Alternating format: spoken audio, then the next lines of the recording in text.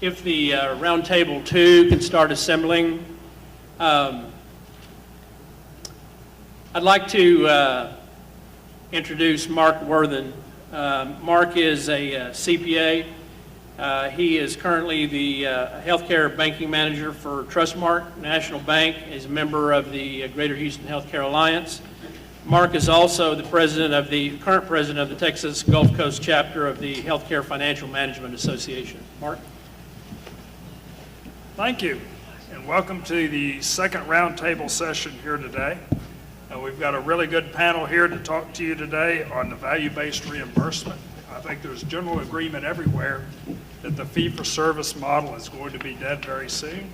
So I think you'll really enjoy the comments that we have here to say. A couple of items I'd like to mention in passing. You have in your packet an evaluation of this seminar. This is the first time we've done this as an association, so we would really, really love to have your feedback on what you think we could do to make this session better. I know I've already written on mine my preferred brand of scotch for next time. So if you have any thoughts, any questions like that, then please note them down for us. Our keynote speaker in our roundtable is John Adams, and he is a man that needs no introduction. Therefore, he's not going to get one. John. Wow. You have a clicker?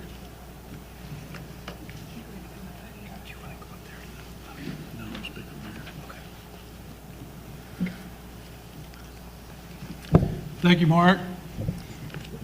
As the healthcare industry makes the transition from fee-for-service to value-based reimbursement, there's a lot of emphasis being placed on bundle pricing.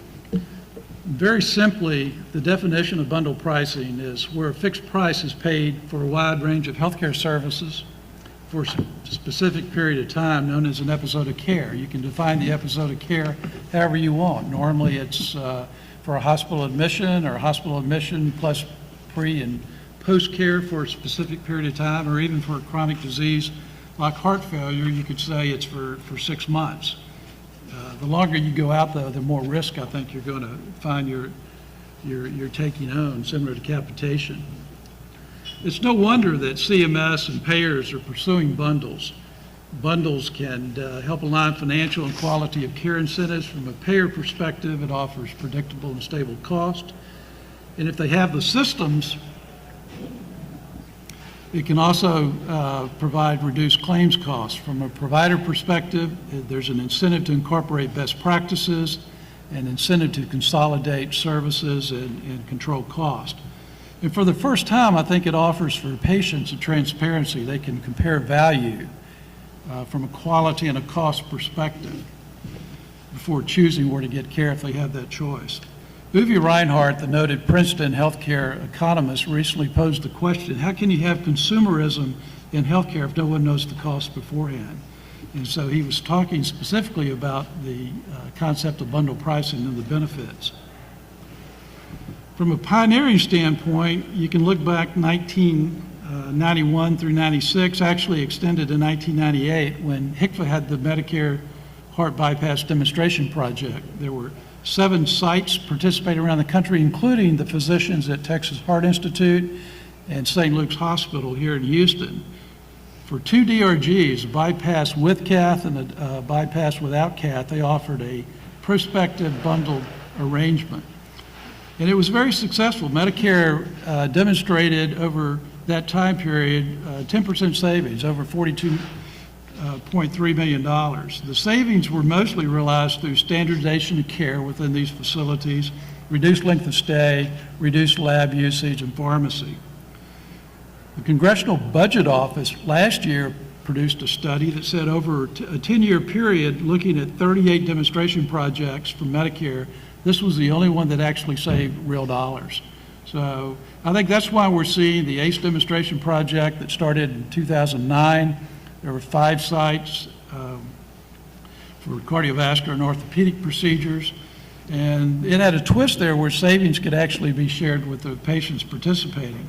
Then the most recent pioneering effort from CMS is the Bundled Payments for Care Improvement Initiative.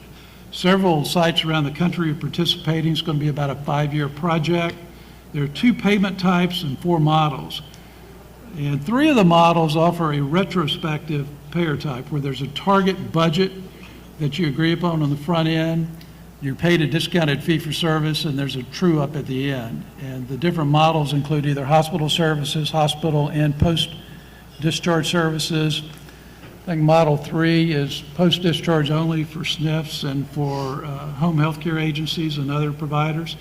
And then Model number 4 is a true prospective payment where there's a single payment made to a hospital organization and they disseminate the payments to all of the providers that are participating. And gain sharing is involved in all 3. So there's a lot of focus and attention there to see if this proves out savings. Commercial payers and Medicare are not the only ones looking at bundle payments. There are several large self-insured employers on a national basis that are contracting with centers of excellence for orthopedic care, joint replacement, and cardiovascular services. Walmart has contracted with 6 sites around the country for heart, spine, and transplant procedures. Lowe's is contracted with Cleveland Clinic for cardiac procedures, PepsiCo with Johns Hopkins for orthopedics. And actually for the last 14 years, the physicians at St. Luke's and THI have been in an arrangement along with St. Luke's Hospital with Shell Oil in a Center of Excellence program where we offer bundled pricing for anything from diagnostic testing to a heart transplant. And this has been a very successful program I'm going to touch on in a second. The physicians at Texas Heart Institute have actually been bundling with commercial payers cardiovascular procedures since 1984. Dr. Denton Cooley formed an entity called Cardiovascular Care Providers as a clinically and financially integrated network to bring the physicians together. They're all in competing practices. It's a 501A, it's basically an IPA. So for over 30 years, we have been managing bundled arrangements on a commercial basis.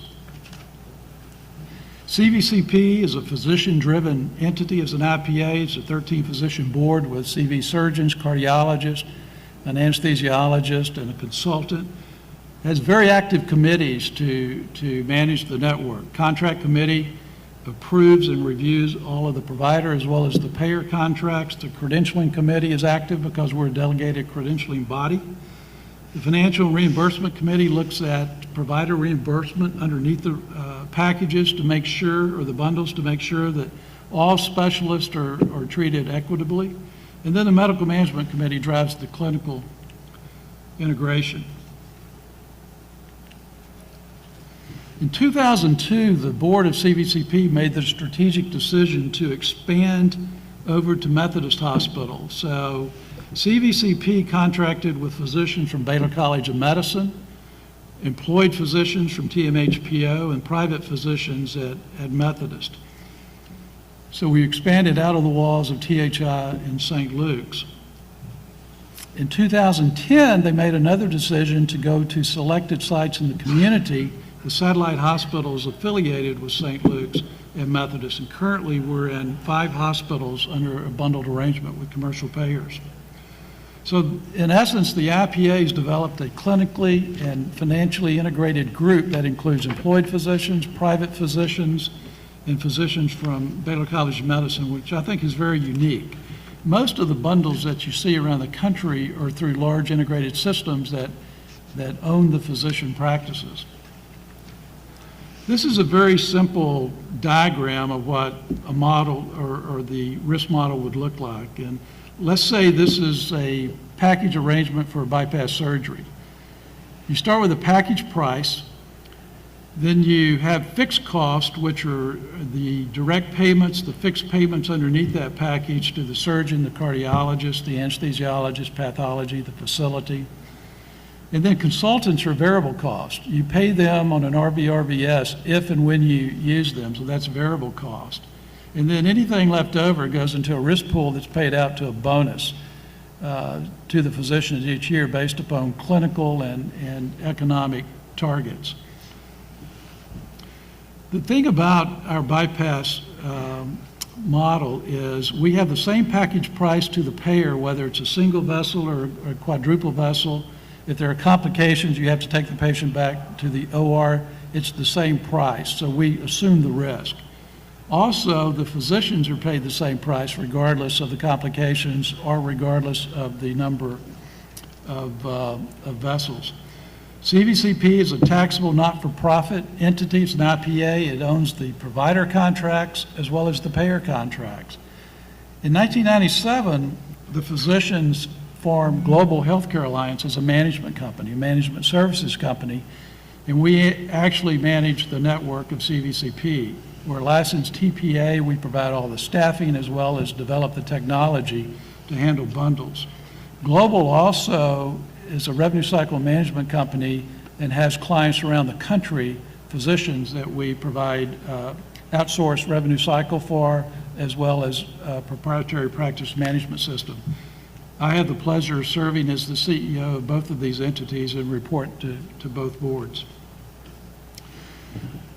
How effective have our bundles been at St. Luke's and within the CVCP network? This is some of our data from the HCFA demonstration project in the early 90s. For both DRGs, we were able to decrease cost as well as length of stay significantly. And that was basically from the physicians and the hospital staff working together to look and see what lab tests were really necessary. Was there unnecessary pharmacy being ordered? And was there a duplication of consultants being used? From Shell's standpoint, I don't think I mentioned that Shell actually incentivizes their beneficiaries to use this program. They pay 100% of the patient portion, the co-insurance deductible and co-pay. If for cardiovascular care, they will use one of the CVCP network physicians at St. Luke's. United Healthcare is the administrative services organization for Shell. And several years into this program, they brought in Ingenex to do a study of the clinical and the financial results. And we're able to document up to 40% savings on the surgeries and 10 to 20% savings on the interventions. So they're very, very pleased with this program. When we went out to our first satellite hospital outside of the medical center, we were working with a major payer here, the largest payer. And they gave us 3 years worth of fee-for-service data on their bypass surgery at this particular hospital. We compared it to what they would have paid us under our bundled arrangements and showed them a 10% savings. So they were very pleased as well. We've been in this arrangement for several years. The savings really came from churning of rounding charges by different cardiologists and internal medicine on the same day, some complications that went back to the OR, and then the anesthesia cost also. If an entity is looking to develop a bundled arrangement and contract through bundle reimbursement, obviously there are financial considerations, there are operational and organizational considerations, as well as quality considerations to consider. The first step is define the bundle. Is it going to be an admission? Is it going to include pre and post admission services? And if so, what's the length that you're assuming the risk for? Or is it for an extended period of time? Then you look at the historical utilization, the historical reimbursement, and cost of services. Now, hospitals know their costs, physicians really don't. They look at reimbursement, so you have to look at both. And then establish an actuarially sound bundle rate that you can contract with the payer and feel comfortable with. And then the next step would be developing, along with the different providers underneath that bundle, what's an equitable reimbursement that they can assume the risk for. From an operational standpoint, leadership is key. It's got to be trusted leaders from a physician standpoint as well as an administrative standpoint, champions that can really drive the process because there will be bumps along the way. And I mentioned you have to have trust, and everyone has to feel like they're going to be treated fairly. There needs to be a legal entity, whether that's a PHO, whether that's an IPA, whatever it might be. There are several possibilities in order to be able to enter into a contract and handle the flow of money for all of the providers.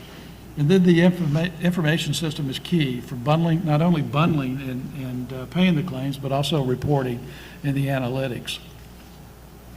From a quality standpoint, what's the extent of the clinical integration of the network and the ability to measure the quality protocols? If you're participating with CMS on some of their demonstration projects, they will provide you with historical information that you can use along with your internal data. There's also commercially available data. The next few slides is a model that's been published by Milliman. They had access to over 28 million commercial lives. They looked at over 10,000 operations nationally. This is actually 2008 data for knee replacements. The typical cost, the typical reimbursement for knee replacement that includes a hospital admission, includes 30 days pre-admission and 60 days post-admission, is $30,000.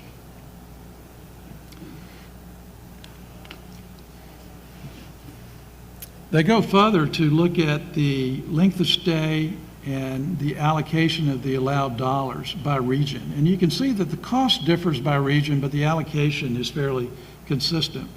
The average length of stay was 3.4 days for knee replacement in 2008.